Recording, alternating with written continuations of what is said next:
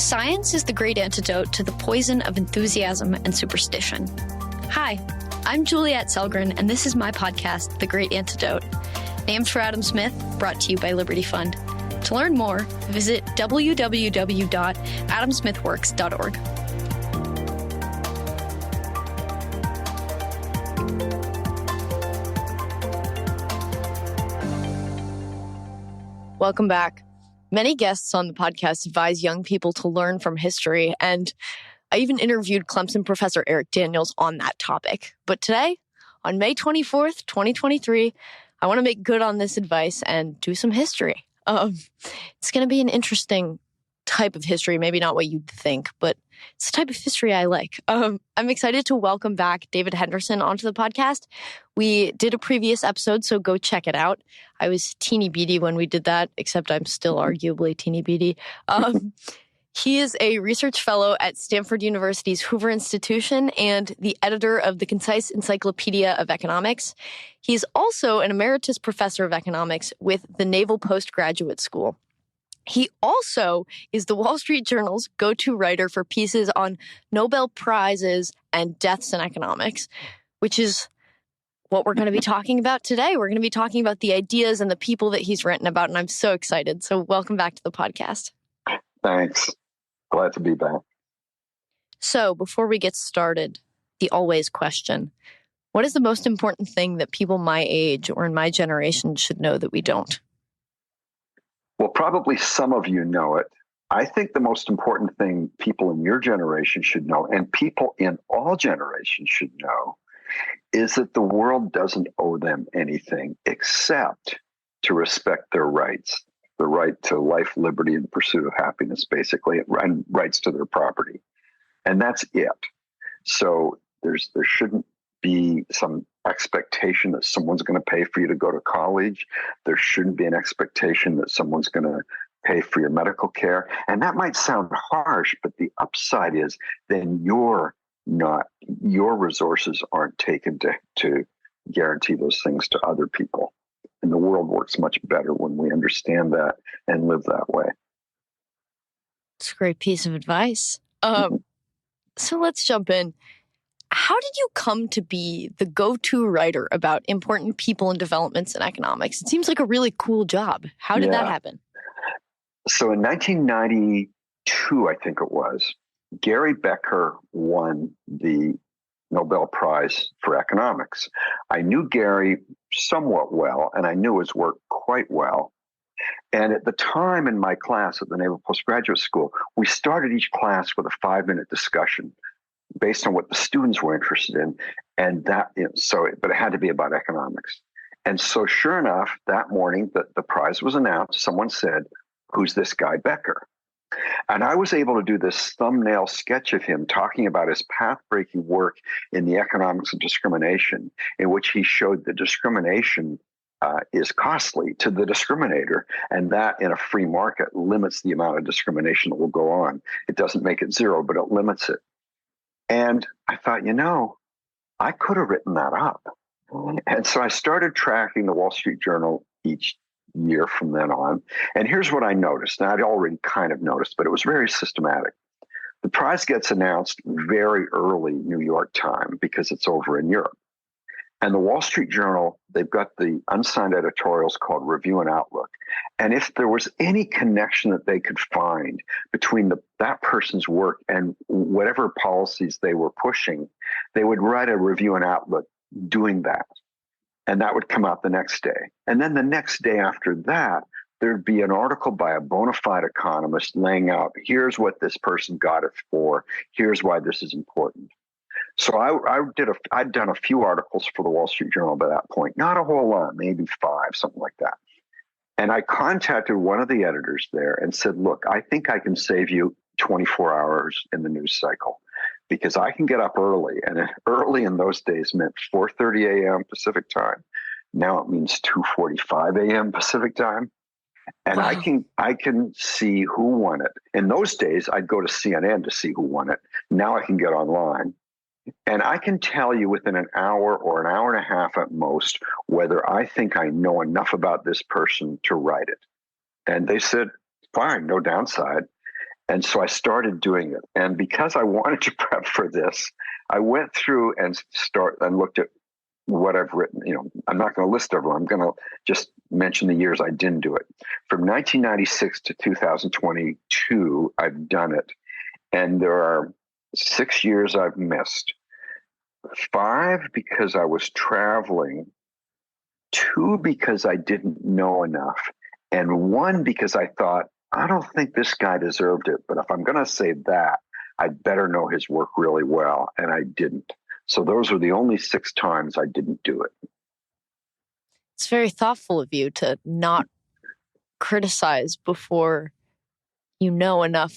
This actually funny. I interviewed John Cochran yesterday, his piece of advice at the end was essentially along the lines of, don't criticize something that you're not an expert in until you know more, because you're probably wrong in some aspect, even if your critique is somewhat valid. And I would alter that. You're doing just that. Yeah, I would alter that a little. I don't think in many of these cases I haven't been an expert, but I've understood it well enough to evaluate. So I would just tweak his statement a little. I'd say don't criticize something you don't know really well. But yeah, that's very tweaky. Yeah, same gist, kind of. Yeah. So, listeners, as we've kind of alluded to, this episode is going to be kind of different. We've planned ahead a little bit. We're going to cover 3 late economists, 3 Nobel laureate economists, and 3 of Mr. Henderson's favorite economists of all time. And I wanted to start with who he most recently wrote about, which is Robert E. Lucas, who was an economist at Chicago.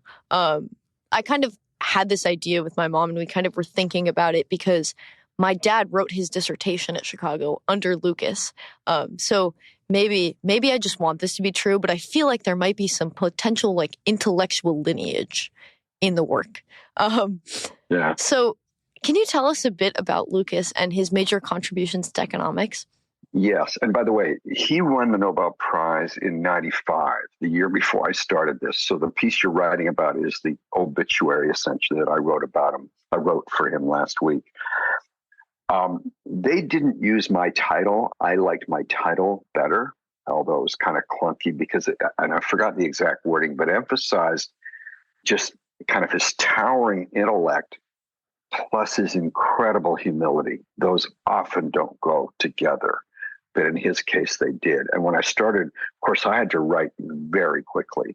And so I hardly read anything else by anyone before I wrote because I was one of the first. But when I read other people's stuff later, I said, yes, I was right. There's this, although that didn't show up in the article, there was this humility he had that everyone really talked about. He wasn't full of himself. So basically, he really kind of reinvented macroeconomics. Macroeconomics, when he came along with his first major article on this in 1972, was essentially Keynesian economics. Monetarism had made some dents, some big dents under Milton Friedman, but it still wasn't dominant the way Keynesian economics was.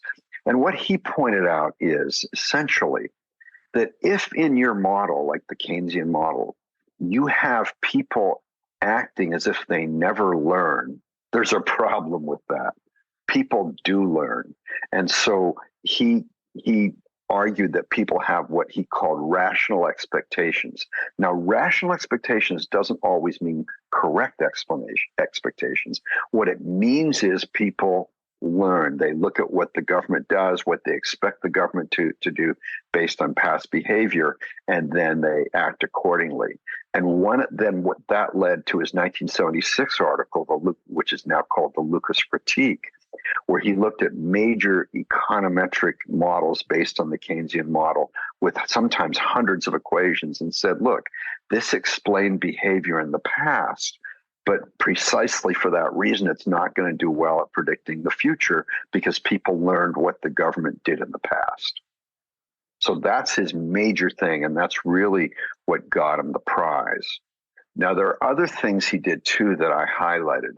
One was this 1988 article about economic growth saying, why should we think different about a country like India than a country like the United States. Aren't the same policies that lead to economic growth here relevant to India? And he had this famous line that I quoted, and so many people who wrote about him quoted it also. He said, once you start thinking about that, it's hard to think about anything else. And the idea is, what if we could get 4% annual growth in India? Then in 30 years, India is a relatively wealthy country. And it was that kind of thinking that was just so great about him. Yeah, like a big thing. Like, I feel like you can almost tell his passion in the way and what he wrote about it and how he talked about it. Yeah, no, that's right. That's right. And and by the way, I met him only once. I was visiting Chicago in 2007, I think it was. And I'm the kind of person, I did this when I was 19 and I knocked on Milton Friedman's door. I'm the kind of person who would just go knock on someone's door and say, can you talk? And he was very welcoming, and we talked for about 15 or 20 minutes. So right there, that says something about, I mean, who am I? I'm a guy at the time, I'm 56, and it's not like I'm burning up the economics journals, and so that was just kind of neat about him. Yeah. So who are some of the other late economists that you've written about who you find particularly important? Well, there are a couple, and now this is more kind of people who taught me directly. There were two. So I was a math major at the University of Winnipeg in Canada, and my Libertarian Club spent our whole annual budget one year, 1970, on getting one economist to come to town and give 3 talks, a guy named Harold Demsetz at the University of Chicago. And he's the one who turned me on to economics. I mean, really turned me on. I was reading people like Ludwig von Mises and Henry Hazlitt and Friedrich Hayek, and that was great. But he just applied it more to particular things in the world, how you could use property rights to make pollution less bad. He laid out the idea that it turns out came from Becker, which is when discrimination is costly, that limits the amount of discrimination that will go on. And certain kinds of government regulations actually increase discrimination by reducing the cost of discriminating. And so he laid all that stuff out, and I was just hooked. And I wrote a whole chapter called Hooked on Economics in my book, The Joy of Freedom, An Economist's Odyssey, talking about the specific things I learned. And I taped all his lectures, and I think they're somewhere up in my attic. And I would just play them over and over and even start kind of talking like him. When it came time to go to graduate school, he'd gone to UCLA. I applied at a number of schools, including UCLA. I got the best offer there, and I went there and learned more from him. So he's definitely one. Now, let me tell you the specific thing. Well, there's so many specific things he's known for. One was his idea about the evolution of property rights, which was one of the major articles. It was listed as one of the top 20 articles in the American Economic Review in the last 100 years. And it's basically laying out how you don't always need government to define property rights. Sometimes they come about naturally. And he talked about, well, we called them then Indians, and I guess in Canada they're sometimes called First Nations people, who were trapping beaver that they would sell to the French people, the French fur traders, and they'd sell their pelts.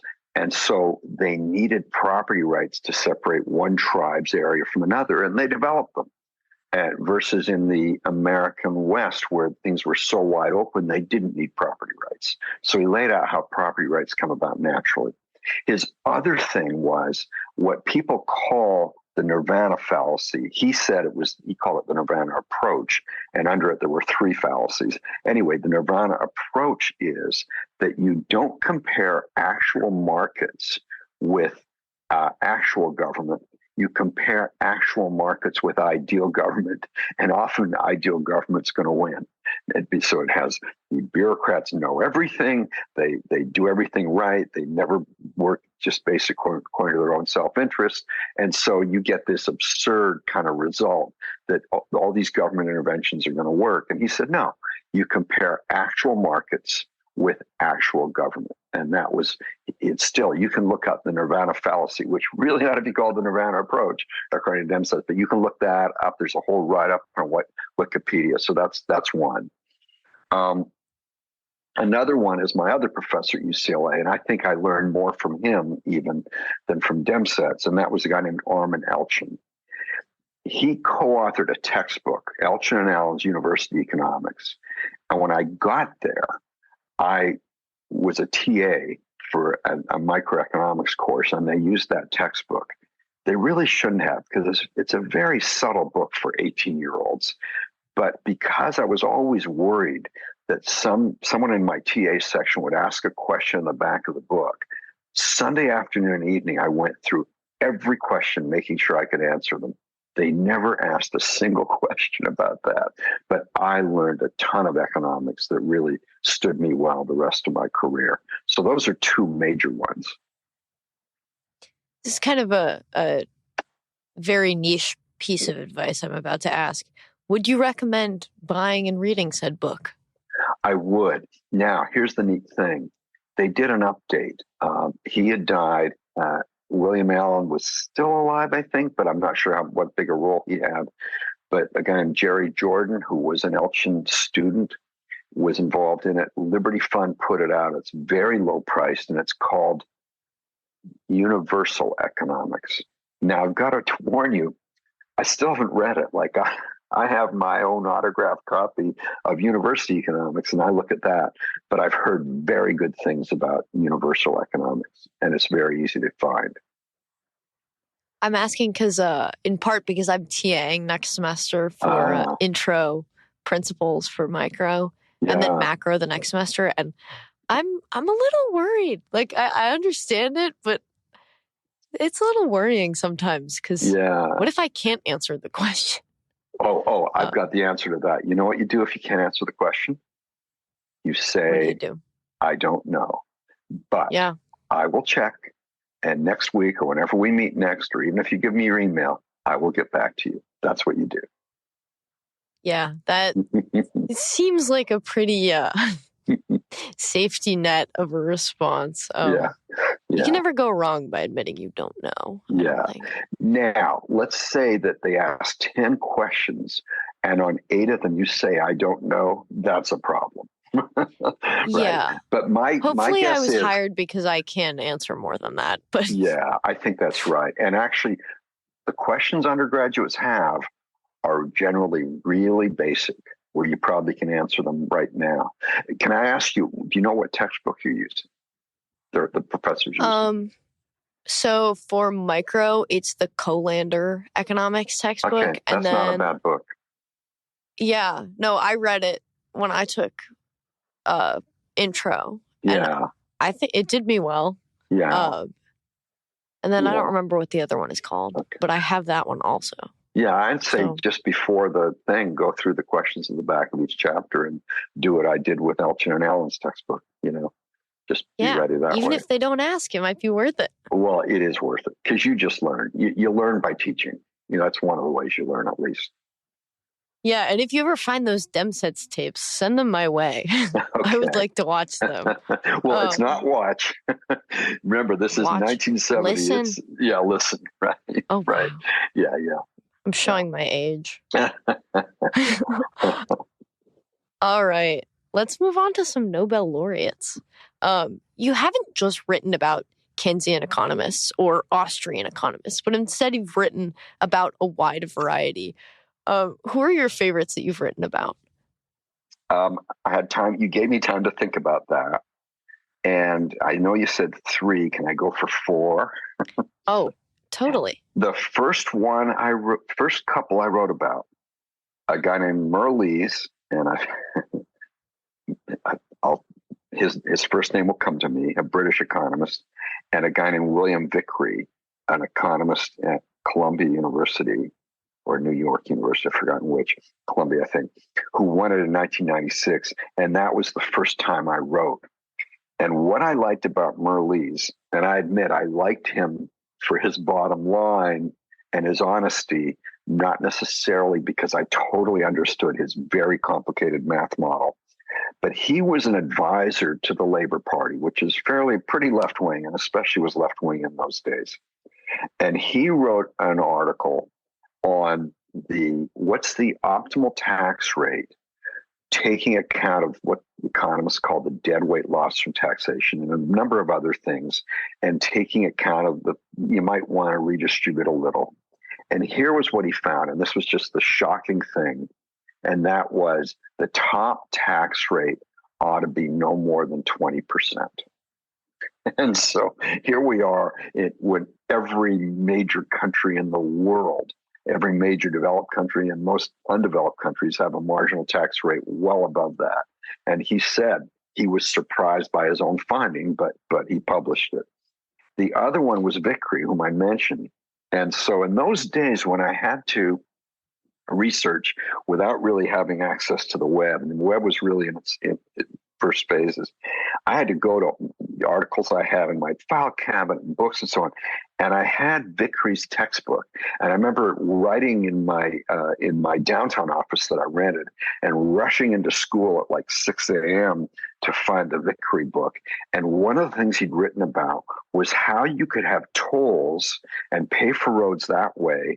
And what you could do is have people not have to slow down and put money in the hopper, but have these things that could read this little tag in your car and charge you. And people are going, yeah, right. And here we are, like everyone your age understands that, right? We've had that for at least 15 years now in major parts of the country where it can just read your thing and charge you later.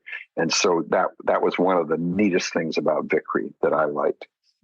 Wow. I can't believe he thought that up before that was really a thing. Yeah. Like I feel like economists are like, I don't know what will happen. Just let it happen. And right. it will surprise you. But this guy actually predicted it. Yeah, he thought it could work. Yeah. And by the way, this textbook in which he talked about this, I don't know if I have it handy. It was written in the 1960s. So it's not just in 1996 he said that. It was sometime in the late 1960s he said that. By the way, there's one little sad thing about it. They cannot give the Nobel Prize posthumously. The person has to be alive when they just made the decision and announced it. I don't know if he was really excited or what, but he was driving about 3 days later from New York to somewhere else, and he had a heart attack and died. And I just feel so sad. I mean, here's like the culmination. Actually, Milton Friedman made clear, this is not the culmination of my life. But for some people it is, and I could just imagine it was. The next one on my list, I have to go way later to 2009 when a woman named Eleanor Ostrom won. People called her Lynn, by the way, and I met her at a couple of conferences. So you've probably heard, and I'm guessing a number of your listeners have heard, of the tragedy of the commons. Is that a fair thing? Can I take that as a given, or should I lay that out slightly? Maybe give a little recap. Okay. The tragedy of the commons is you can get a very valuable resource, but because no one owns it, people have very little incentive to save it for the future, and it gets overused. And one of the most reprinted articles ever from Science Magazine is The Tragedy of the Commons by Garrett Hardin. I had Garrett write a version for my Fortune Encyclopedia of Economics, which later became the Concise Encyclopedia of Economics. But by the way, I co-authored a book on the UCLA school, and we talked a lot about Demsetz and Elchin, among others. And one of the things I discovered was that Demsetz had come up with the idea a year before Garrett Hardin. He just hadn't called it that. And that was in his property rights article. Anyway. Wow. That's kind of like math, too. A lot of that happens. Yeah. Go ahead. You mean like... I guess it makes sense that would happen in any sort of area of knowledge work and academia. But I just thought, in math, they just all kind of have the same idea at similar times. Yeah. And whoever, maybe not the first person who comes up with it, but the person who gets associated with it because they've popularized it or phrased it nicely or were discovered first. Yeah. For some reason, it hadn't occurred to me that happens outside of just math. Yeah. Well, in fact, in Makes sense, though. economics, there's an economist who I knew quite well named George Stigler, who won the Nobel in 1982. He was a buddy of Milton Friedman at the University of Chicago and had a great wit. And he said he'd come up with Stigler's law. And Stigler's law is a concept in economics is never named after the person that discovered it.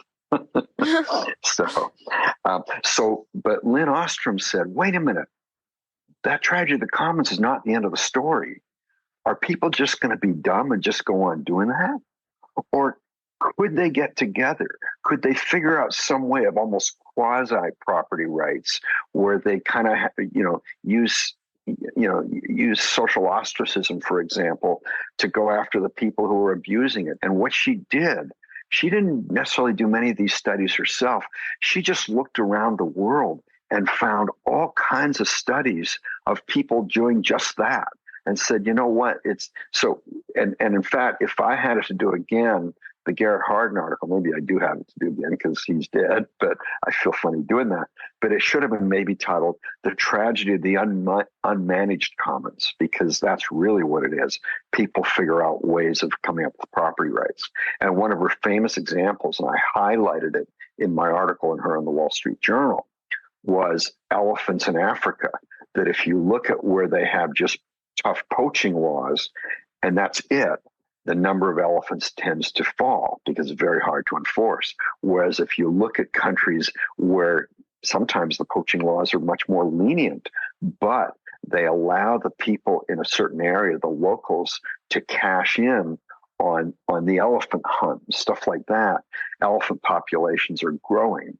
I mean, one thing people here sometimes don't realize is in Africa, elephants are like huge rats, or that can destroy crops. And so the villagers don't like that. But if you can cut them in on some of the huge gains from the hunters and so on, then it's very different. And so that was one of the neat insights she had. And again, she didn't discover it. She just said, hey, I'm going to look around at the world and see what people do. And that's what she found. The thing that inspires me so much about her is the fact that she doesn't and didn't do the blackboard economics. She was out in the world using things that you might never ever consider to use as an economic case study because that's what it could be. And that's just a toolkit you can apply, right? Yes. And so you'd already known about some of this work, I gather. Yeah, that's good amount. That's good. Yep. Well, in fact, I'm glad you mentioned blackboard economics, because one of my favorites, so you also asked me to list three of my favorite Nobel Prize winners, and none of them are ones I wrote about because I didn't start this until 1996. But the three I came up with are Friedrich Hayek, Milton Friedman, and Ronald Coase. And I want to just, what your thing remind me of is Ronald Coase. Ronald Coase won the award for basically two articles. One he wrote in his 20s, and one he wrote, when he was about 50. And he didn't write that many articles, but he didn't ever write an unimportant article. And so anyway, but he just had disdain for what he called blackboard economics. And you mentioned that term. And blackboard economics means you sit in your armchair, sometimes it's called armchair economics. You sit in your armchair, or you go to the blackboard. If you're going to the blackboard, you're probably writing some kind of equation.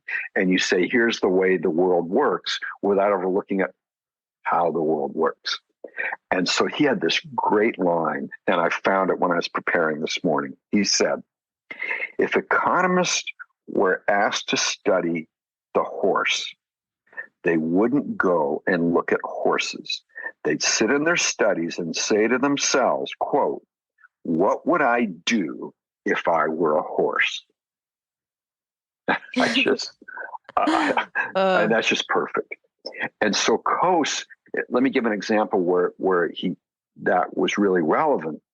He wrote a famous article called The Lighthouse in Economics. And what he did was he went to various people writing about the lighthouse and saying, well, of course you have to have government provide lighthouses, because anyone passing by gets the benefit of the light, whether or not the ship pays for it. So it's going to be very hard to charge for it. And he said, well, let's look and see who provided lighthouses. And in Britain, lighthouses were privately provided and made money. How'd they do that? Well, often there were enough ships using it that also came into the nearby port. Now, it did involve government, because government might be there to, to take the customs, to charge the tariffs. But they also would say, hey, you use the lighthouse, you're going to pay X amount. So it's not saying there's no government intervention, but it does say you can have private for-profit provision of lighthouses. And so the amazing thing is, sometimes how often people who point this out and have the data, have the evidence, don't have much effect on mainstream thinking. So one of the textbooks I used when I taught a course that had a big element of public finance in it at the Naval Postgraduate School was a book called The Economics of the Public Sector by an economist named Joseph Stiglitz, who co-won the Nobel Prize in 2001. The picture on the cover of the book is of a big lighthouse. And the implication, and it's kind of in the book too, is, hey, we have to have government provide lighthouses. So, Coase's work was at least a couple of decades before that. And yet it had no impact on Joe Stiglitz's thinking. And so you see that a lot. Joe Stiglitz is the ultimate in the blackboard economist. Yeah, I took a class last semester on public choice, and so Coase was a big one for us, with the paper where he writes about the butcher and the doctor or something, and one of them is making noise, and one of them has to like listen to the patient's heart, and so there can't be noise, and it felt crazy at the time, but then you kind of read this paper and you realize that he essentially existed in the world and just observed, and then kind of came back and did the blackboard stuff, but not even in the way that your typical blackboard economist would. Right. But you can tell he really used his observations of real life scenarios. And to kind of figure this out. And what you're referring to is this famous article, the other one that won him the Nobel Prize, The Problem of Social Cost in 1960. And again, his point was, there was this famous economist named Arthur Pigou who said, well, when that happens, we have to impose the optimal tax. And Coase is saying, well, what about people get together and people negotiate? Which, by the way, reminds me of one of my favorite stories. This brings us back to Bob Lucas. Bob Lucas, and I don't know if this ever changed, Bob Lucas smoked very heavily. There was another colleague he had who was kind of a friend of mine when he was at Rochester, later back at Chicago, named Bob Barrow. And Bob Barrow hated smoke, hated cigarette smoke. And in these days, we're talking 80s, 90s, you could smoke, it's hard for young people to believe, but you could smoke in hallways and so on. So Barrow didn't like people coming into his office and smoking. So he had a big sign on his door, no smoking, except for Bob Lucas. And the idea is, this is very Coasean. Barrow's saying, look, I gained so much from talking to Bob Lucas that I will put up with the smoke. And so, again, it's just a beautiful illustration of how private property rights handle things, but also it's just kind of a neat story.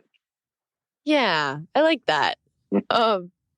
So I guess what's so great about all this writing that you've done and all that you've kind of put together and encapsulated nicely for people like me who are interested in the history of economic ideas to find is that you must have a lot of interesting takes or understandings of like debates that go on in the economics community. So recently I've been thinking about, well, math economics versus not super math economics, right? Kind of blackboard versus not blackboard, but also a little different, I think. So I guess from your position, what do you think about the use of math in economics? Given that you've observed these economists who have been super math driven and some who have not been at all. Yeah, I think it's way overdone. There's a famous quote from Alfred Marshall, the great late 19th, early 20th century economist in Britain who said, do the math, then make sure you understand it in words, then burn the math. And, that's a bit extreme. I wouldn't burn it. But the point is that you should always know what you're talking about and be able to express it. And by the way, that's one of the things I liked about Armin Elchin. When I took his class in my first quarter at UCLA, I would write something and he would grade it and he would say, no, this is wrong.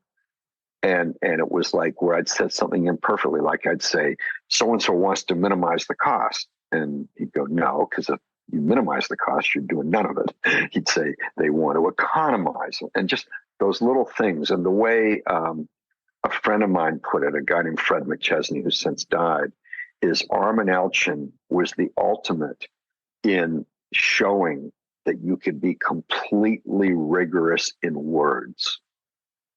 And so in his class, the picky, what seemed picky at the time and turned out wasn't at all, was just how he would insist on you saying it exactly and not just approximately and not just loosely.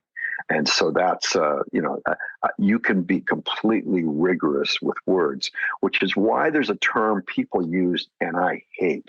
And people even, quote, on my side of the blackboard economics issue use it, and that is intuition. Well, you've got really good intuition. No, you've got really good understanding. It's not intuition in the way that term, in the sense that term literally means from my understanding of intuition. Can you expand on that a little bit? Yeah, so you don't need, I'll take the most simple example, I think. You don't need to have an equation for a demand curve to know that when the price goes up, the quantity falls. You don't even have to have an equation to know that if there are a lot of substitutes, when the price goes up, the quantity falls a lot. And so, those kinds of things, that's not intuition. That's just clear-cut understanding. Yeah, my sillier version of that is that I recently, hanging around economists, have gotten corrected for calling things that I feel like buying an investment. They're like, that's not an investment, that's consumption. And I'm like, yeah. That's verbal that rigor. Is interesting that you called it an investment. You sound like Bill Clinton. When he was pushing all these spending programs in his first term in office, he always called them investments, and they sound an awful lot like consumption, buddy. So that's interesting. I'm glad someone corrected you. Yeah, no, and I've been correcting people since. It's like a econ bug. I just can't stop being like, that's consumption, not investment. Yeah, I remember there was this guy when I had this car I really cared about. It was a 1992 Celica GT. It was just, I loved this car, and I would hire a guy to detail it. And in those days, I was paying him $50. In the mid 90s, 50 is a lot of money, and we became kind of friendly, if not friends. And he was talking about whether to expand his business. He said, I've got $700. I can buy this really good equipment, or I can buy a parrot. And I thought, wait a minute, buddy.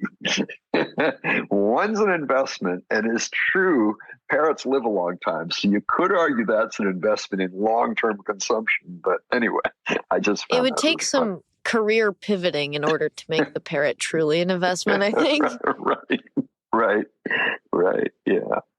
So another question kind of along this vein, and this one maybe is less straightforward, has less of an easy answer, is where do you think economics should go / where is it underdeveloped, or where do you think it's going? Well, unfortunately, I think it's going in the wrong direction and has been for some time. So I taught at the Naval Postgraduate School for 33 years. And, a few times a year, I'd have a very promising student. Now, they're in the Navy or they're in some part of the military, so they're going to go on to their Navy career. So it probably wouldn't work anyway. But sometimes some of them would be towards the end of a 20-year career and thinking about what they wanted to do and saying, well, I'd love to get a PhD in economics, but I can't handle the math. And it wasn't that they couldn't handle calculus or linear algebra. It was the, topology, numerical analysis. And it's like, really? Like, that's a way to keep people out of economics? And so what's happened over time is that a lot of people have gone into economics who don't have a real feel, interest, or understanding of economics, but they can do math well. And that shows up in the journals. And so, that kind of thing. So I think it's gone in the wrong direction for approximately 40 years, and it's still going in the wrong direction. And that's a long time. Yeah. It's not looking good for my future. Yeah. And well, here's the thing. Your future being maybe getting a PhD in economics and being an academic. Yeah. I still think, so you probably have interviewed Brian Kaplan, right? Yes. He got his PhD at Princeton, which was highly mathematical. And he's never put it in these words, but my sense is he held his nose for like 4 years, and just said, I'm going to get the PhD. I'm going to go where I can get a good job doing stuff I want to do. And there are those niches. So I would say we should talk again, probably offline about that. Yeah. And I know you're in this milieu with Mercatus, where there are lots of good people around who can give you advice, often better than I could give you. But I would just say, don't make a big decision yet about that in the negative direction. Are you optimistic at all, or what do you think needs to happen for economics to kind of regain its humanity almost? I would say one thing is just somehow figure out ways of not requiring so much math, and maybe even teach people how to write and put more emphasis on writing and being able to express things clearly. And again, I don't see how you do that. I mean, I guess one thing would be to reduce the amount of government spending, because I think government spending just amplifies that. But I don't think that in itself is enough of a solution. It's a very tough problem. Mm-hmm.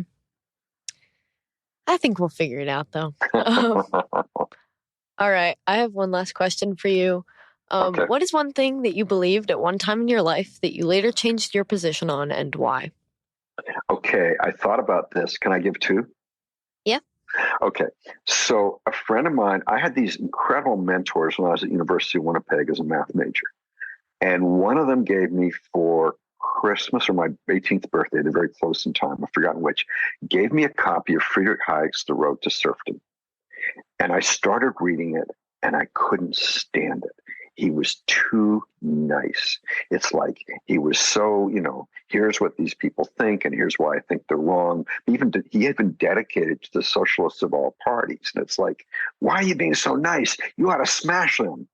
And then I picked it up like 6 months later. And in that time, I'd already developed as someone who didn't want to smash people, and so then I really appreciated it. So this has become really who I am since roughly 18 and a half, is someone who wants to reach out and try to talk to people who disagree with me and not quote, smash them, unquote. And so that was an idea I had, but I got rid of it relatively early. The other one is, back then when I became a libertarian and then a few years later became an economist, I called myself a limited government libertarian. I didn't believe in anarchism. I still don't believe in anarchism. But what I also don't believe, I used to believe you could have a limited government and it wouldn't expand. And I just don't see it. The way a friend of mine put it, who is an anarchist, when I was laying out anarchism, or when I was laying out limited government, he said, yeah, limited government is fine. I once had a little lion cub. It grew into a big lion. And so, I don't know how to box in government. I don't know how to do that. I've got ideas, but nothing is a sure thing.